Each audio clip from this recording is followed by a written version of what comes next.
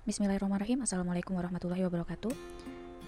Saya akan menjelaskan tentang skenario pembelajaran Geografi kelas 10, materi Sistem Informasi Geografis atau dikenal dengan SIG. Bersama saya Lia Yunita, guru SMIT Darul Quran. Baik, pada skenario pembelajaran Geografi kali ini, saya akan menjelaskan tentang bagian pendahuluan, inti, dan bagian penutup. Pada bagian pendahuluan, saat pertama kali guru masuk, yaitu guru menyampaikan salam, mengatur tempat duduk, berdoa, menanyakan kondisi siswa, dan melakukan presensi untuk mengecek kehadiran siswa. Kemudian, guru menyampaikan manfaat materi yang akan dipelajari. Guru menampilkan peta persebaran COVID-19 di Provinsi Jawa Timur. Karena hari ini akan belajar atau mempraktikkan membuat peta dengan menggunakan SIG, maka guru mengkaitkan peta persebaran COVID ini dengan data-data yang ada di SIG. Apakah ada yang mengetahui data apa saja yang ada di dalam peta tersebut? Kemudian, apa manfaatnya mempelajari SIG kali ini dengan gambar tersebut?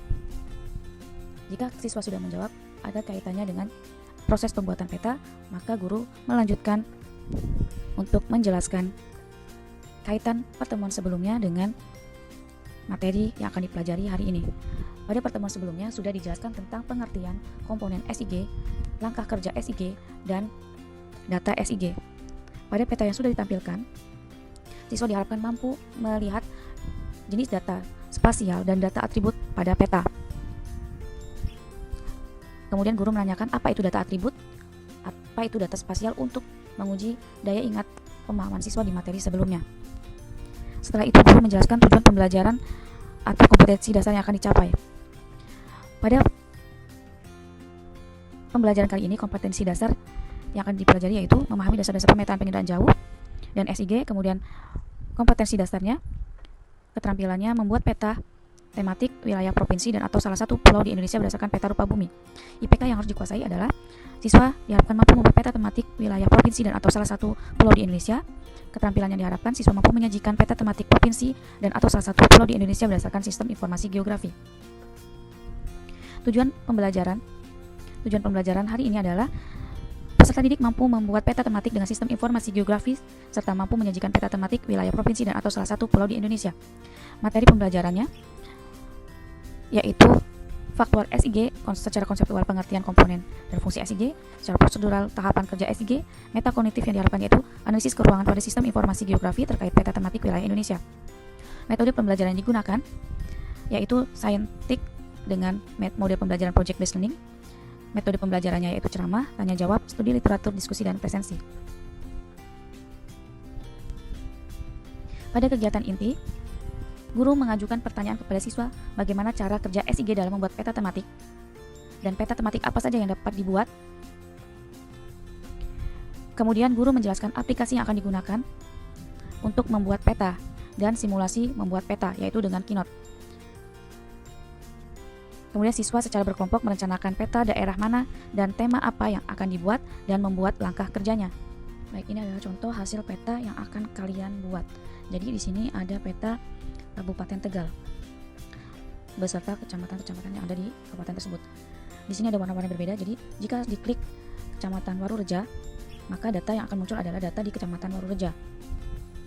Data atribut yang muncul bisa berupa jumlah penduduk, kepadatan penduduk, luas wilayah. Kemudian jika Warureja ini diklik kembali, maka dia akan balik ke dalam peta utama. Kalian harus membuat atau mendelinasi peta yang sudah diperoleh pada pertemuan sebelumnya, peta kecamatan atau peta provinsi yang sudah kalian temukan. Didelinasi, kemudian dikopi, dan hasilnya dilinkkan. Ini dilinkkan kepada peta yang ada data atributnya. Sehingga pada saat diklik nanti datanya akan terlihat atau datanya akan kembali ke peta yang awal. Begitu seterusnya. Kemudian jangan lupa untuk memberikan sumber data. Jadi kalian memperoleh petanya dari mana, data atributnya dari mana harus ditampilkan pada sumber data di bagian belakang slide presentasi. Begitu adalah cara kerjanya. Kemudian guru memberikan penjelasan tentang batas waktu penyelesaian proyek pembuatan peta tematik dan siswa secara berkelompok menyusun pembagian kerja agar proyek selesai tepat pada waktunya. Waktu yang dibutuhkan untuk membuat peta yaitu waktunya adalah 50 menit. sehingga pada waktu 50 menit siswa sudah selesai untuk membuat peta. Setelah siswa membuat peta, mengumpulkan data peta, siswa secara berkelompok praktek membuat peta dan guru mengamati kegiatan siswa.